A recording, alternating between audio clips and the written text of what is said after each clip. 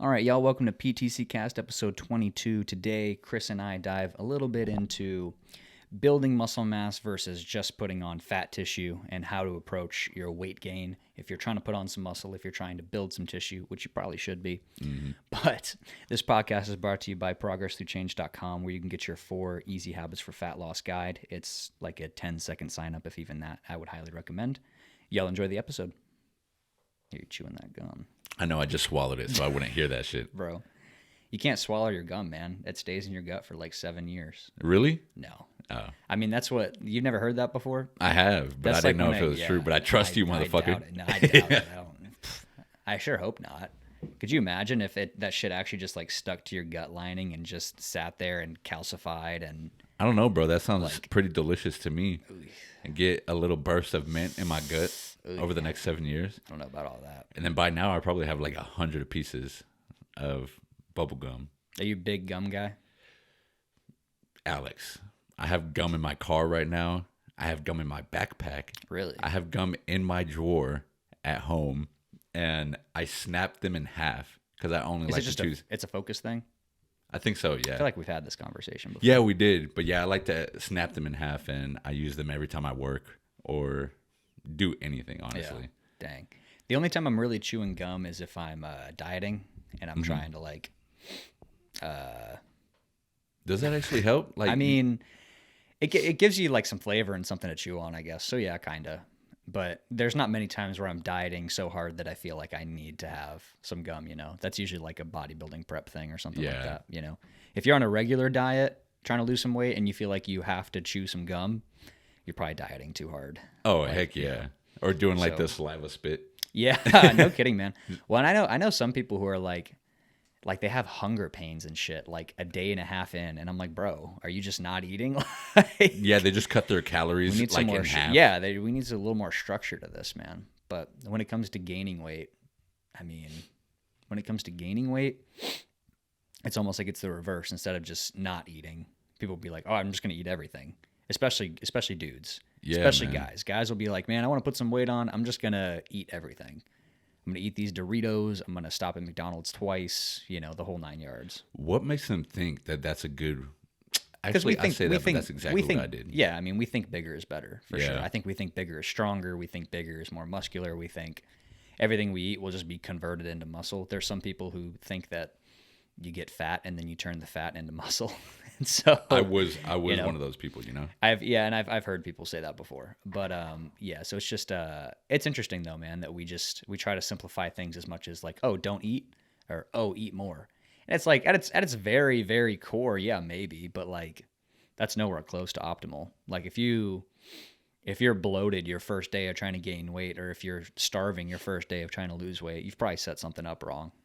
Yeah, and if they don't know any better, they probably think that that's how they're supposed to feel. Because I know, you know, whenever I was gaining weight and I was, you know, going to the bathroom a ton and I was feeling bloated all the time and I was feeling full all the time, I was like, okay, I'm on the right track here. When no, you know, you need to do it very, very incrementally. Yeah. And that's the same, you know, with me starving myself. Like almost every workout, I would almost black out, you know, just from the little amount of calories I had.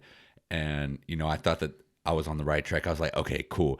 I almost passed out this workout. I'm doing great. Tomorrow, But, yeah, like, it's not sustainable. And, you know, like, after I, you know, lost all that weight and I was eating that little amount of calories, I actually started gaining weight. And, you know, you told me why. It's because I just took it too hard. Yeah. Yeah, I mean, because you have to keep in mind, like, your body's only concern is, like, staying alive. Yeah. So it's like your body will figure out whatever way to function. You know, if you're eating 1,000 calories a day, well, then you'll just progressively lose weight until a point where you're either losing lean tissue, you're just becoming dehydrated, you're losing connective tissue. I mean, who knows what, maybe not connective tissue, but I mean, your body will eat away at itself if you're not properly fueling it, for sure. So it's definitely a little, you can't just blow it out of the water. There's a science to it. Yeah, you have to be a little bit more approached, man, because there's no better way to hurt yourself than trying to go balls to the wall in the gym on half the food you're used to.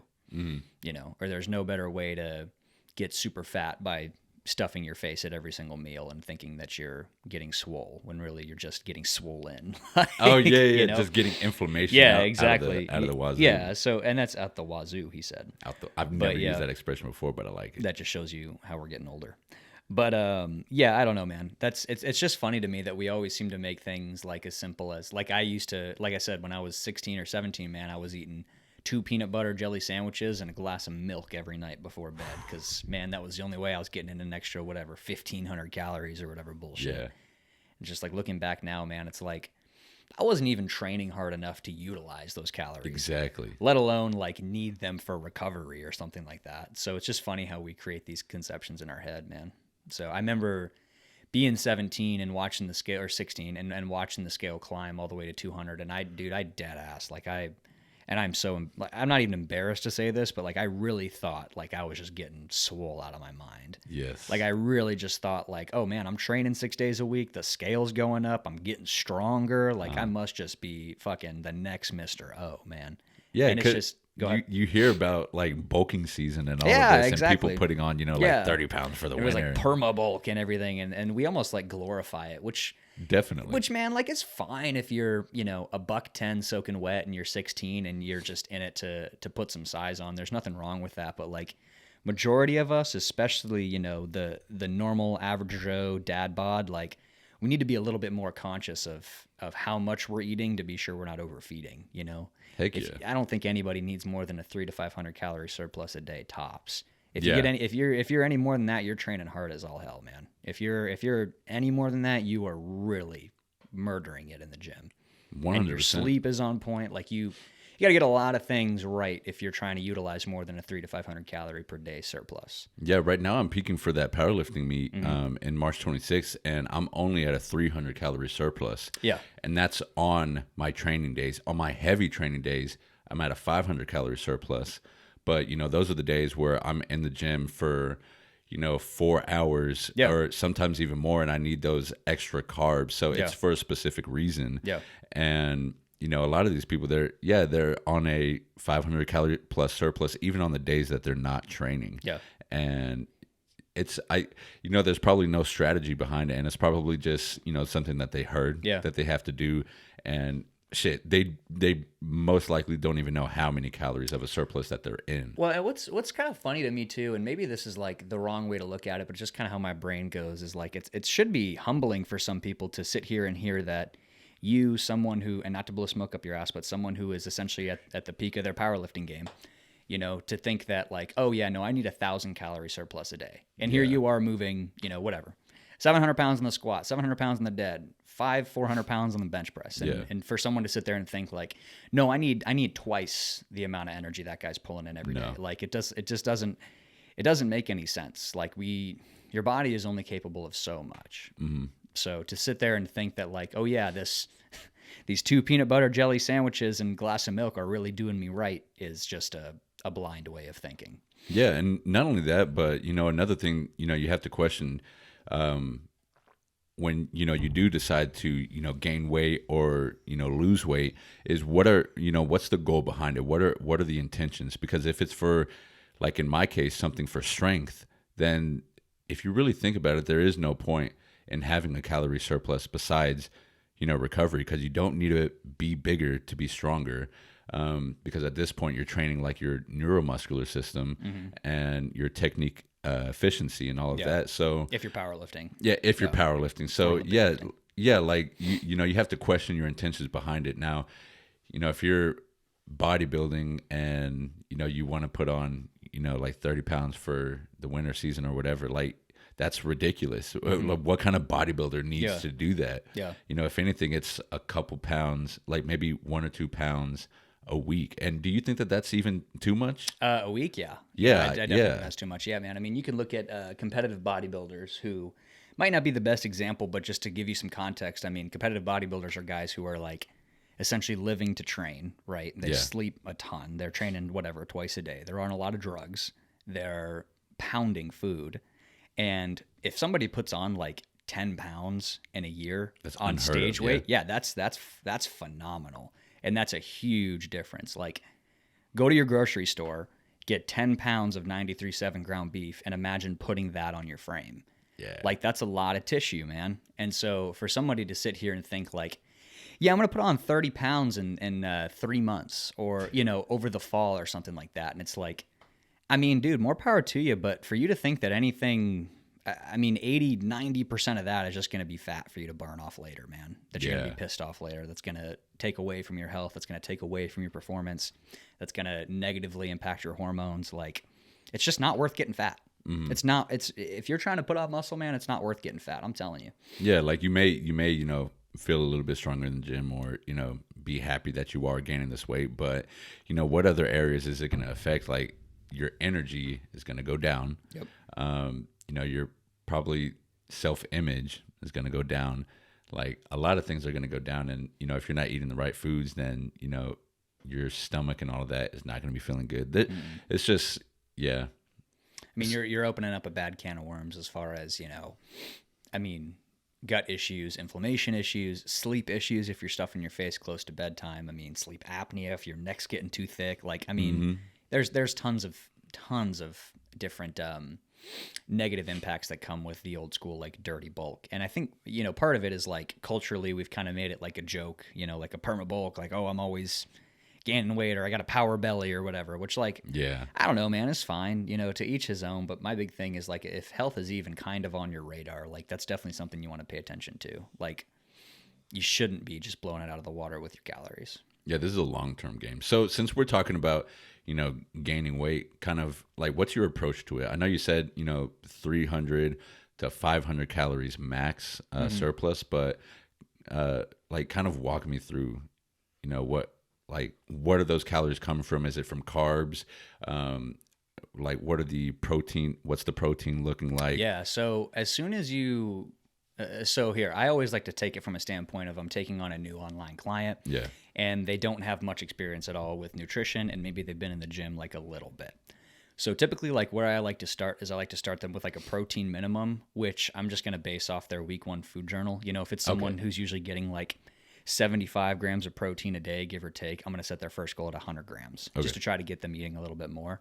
And I'm going to slowly crank that up, whether it's 15, 20, 25 grams a week or every other week, depending on how well they're doing with it, until we can get them to at least 0.82 grams per body pound, eventually a gram per body pound. Gotcha. And that's going to be for a lean individual too. If you're 30, 40% body fat, there's no point of doing a gram per pound of protein, because then you're just pounding protein for almost no reason.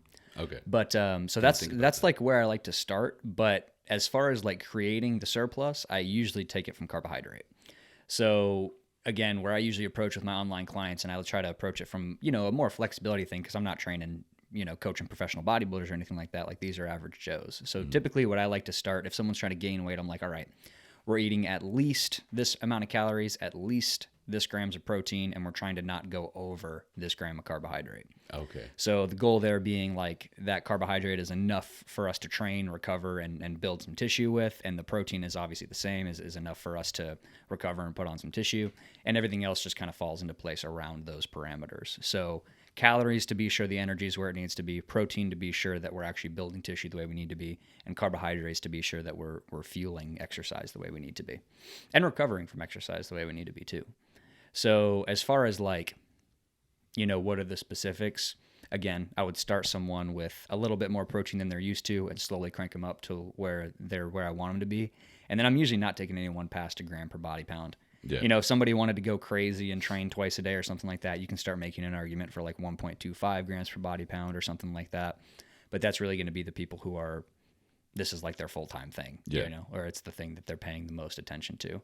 But I would say the place people fumble the most is they just think that more is better. Mm-hmm. They just think that, oh, if he wants me to do 2,500 calories a day, I'm going to do 3,500 calories a day. It's like, no, man. Yeah, that's a huge you're not doing jump. Anything with those 1,000 calories. It's just stress in your system. It's just sitting there as adipose tissue. It's not doing anything for you. Another thing is you said that you use the majority of that surplus calories from carbohydrates. Mm-hmm. I noticed that a big mistake people will do is they'll fill those excess calories with fats instead, which that can come from like pizzas and like junk. Just, I guess you could say, just junk food. Yeah. So I like how you said that you utilize carbs specifically for recovery and training purposes. So there's strategy behind that. Yeah, and there's some people who definitely function better on fats. I think a lot of that is going to be more of a genetic predisposition. But for most people, I tend to start with carbs, and I try to be like not super heavy-handed with them. You know, if it's a 16-year-old kid who's just trying to put on tissue, maybe we'll be a little bit more aggressive. But if it's, 40 or 50-year-old man or woman that's, trying to not get super heavy set or anything, I'll be a little bit more patient with the carbs. So, we'll start smaller and we'll make increments at a slower pace. But I think the biggest thing is just not overloading your system right off the bat. So like typically with people, I try to start with as minimal carbs as we can and then build them up over time. I say as minimal as we can. I want to be sure everybody's getting at least 100, 150 grams minimum, but then we're trying to crank it up over time. Because if you crank it up instantly, that's when you start feeling the effects. Your body doesn't know how to use it. Yeah. Yeah. And it's like, whoa. Yeah. What is this? Yeah. Because essentially the goal is to get everybody to a point where they're eating as many calories as they can while adjusting their body weight the way we want it to. Gotcha. So, if you're wanting to lose weight and we're at 1,500 calories a day right now, well, my goal is to get us up to like 1,700 or 1,800 and keep us losing weight, right? And we do that through training and through slow adjustments. But essentially, you always want to have as much food as you can because training is the way that you cause a body transformation. Training is the way you build tissue. Training is the best way to burn calories if you're doing it efficiently. So I really look at everything through a standpoint of how do we optimize training? Does that make sense? Yeah, you got me thinking. When you said that